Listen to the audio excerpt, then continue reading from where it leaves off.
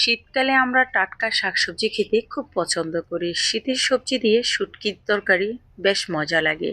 শীতের দুপুরে কনকনে ঠান্ডায় যদি এরকম গরম গরম সবজি থাকে তাহলে তো গরম ভাত খাওয়া কোনো ব্যাপারই না। চলুন তাহলে আজকের এই মজাদার মিক্স সবজিটা রান্না করে নিই। শুটকি খেতে আমরা অনেকে পছন্দ করি না, যেটা আমাদের চট্টগ্রামের ট্রেডিশনাল একটি খাওয়ার শুটকি।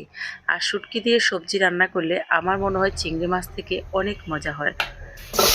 চলুন তাহলে কথা না বাড়িয়ে মূল পর্বে চলে যাচ্ছে। আসসালামু আলাইকুম, আমি ফারহানা। আমার Facebook page Farhana's cooking house পরিচিতি থেকে সবাইকে আরেকবার স্বাগতম।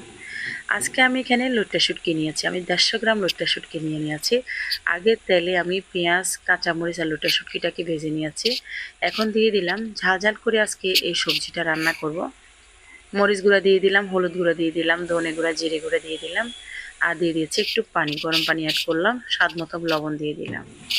দিয়ে এখন আমি এটাকে আরও 3-4 মিনিট শুটকিটাকে সিদ্ধ করে নেব। শুটকিটা রান্না করার আগে আমি এটাকে একটু হালকা কুসুম গরম পানিতে 15 থেকে 20 মিনিট ভিজিয়ে রেখেছিলাম। তাহলে শুটকির যে একটা গন্ধ থাকে সেটা চলে গিয়েছে। শুটকিতে বালি থাকলে সেটাও কিন্তু চলে যাবে। আর কোনো মেডিসিন দিয়ে যদি শুটকি করা হয় সেটাও কিন্তু দূর হয়ে যাবে। মশলাটা কষানোর পরে দিয়ে দিলাম, এখানে আমি নতুন আলু দিয়ে দিয়েছি, ফুলকপি দিয়ে দিয়েছি, আর একটা বেগুন দিয়ে দিয়েছি, ছোট্ট একটা ফুলকপি দিয়ে দিয়েছি, তারপরে 5-6টা দিয়ে দিয়েছি নতুন আলু। শীতকালে নতুন আলু খেতে আমরা বেশ পছন্দ করি। আমার কিন্তু বেশ পছন্দ শীতকালে আপনার নতুন আলু।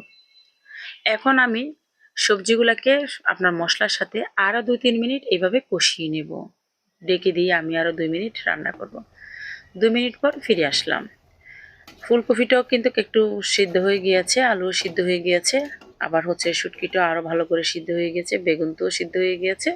এখন আমি এখানে 3 কাপ গরম পানি অ্যাড করব। আমার কাছে সবজির সাথে একটু ঝোলও খেতে বেশ ভালো লাগে। আপনাদের কেমন লাগে আমি জানি না। তবে আমাদের চাটকারা একটু সবজিতে একটু ঝোল খেতে পছন্দ করে। অতিরিক্ত ঝোল না, মাখা মাখা ঝোল। আর সবজি রান্না করতে বেশ কিছু সময়ও লাগবে না। তো বাস আরও 2-3 মিনিট রান্না করার পরে এখন আমি এখানে দিয়ে দিলাম ভাজা জিরে গুঁড়া, তারপর বেশ কিছু একদম ফ্রেশ কাঁচা ধনিয়া পাতা দিয়ে আরও 1 মিনিট রান্না করব।